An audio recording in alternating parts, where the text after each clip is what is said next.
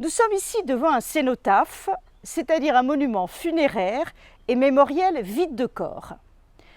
De tels monuments existent depuis la plus haute Antiquité, que ce soit chez les Égyptiens, les Grecs ou les Romains. Le cénotaphe de Laï date quant à lui des combats de 1870 qui opposent les Français et les Prussiens. Le village de Laï, situé sur la route d'accès à Paris, est en effet un enjeu stratégique pour les ennemis qui veulent prendre la capitale. Peuplé alors de quelques 600 habitants, il devient à plusieurs reprises le terrain de dures batailles entre la mi-septembre et la fin novembre 1870.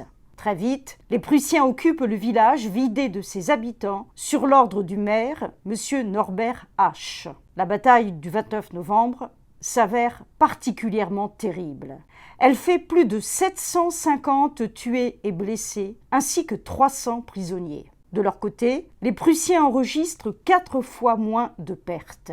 Au terme de cet affrontement, le village de Laï est totalement détruit et ruiné. La population ne reviendra de façon définitive qu'au printemps 1871. La reconstruction commence aussitôt et avec elle, les hommages rendus aux nombreuses victimes. Dès novembre 1871, le Conseil général de la Seine décide d'offrir des monuments commémoratifs en l'honneur des défenseurs de Paris. C'est le cas pour Laï, en souvenir de la bataille du 29 novembre 1870. Ce grandiose cénotaphe de granit domine aujourd'hui la rue Bronzac pour nous rappeler cette page tragique de l'histoire de Laï.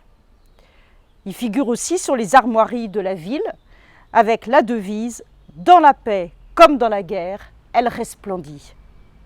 Telle est la volonté de ses habitants, comme le fut celle des héros de 1870.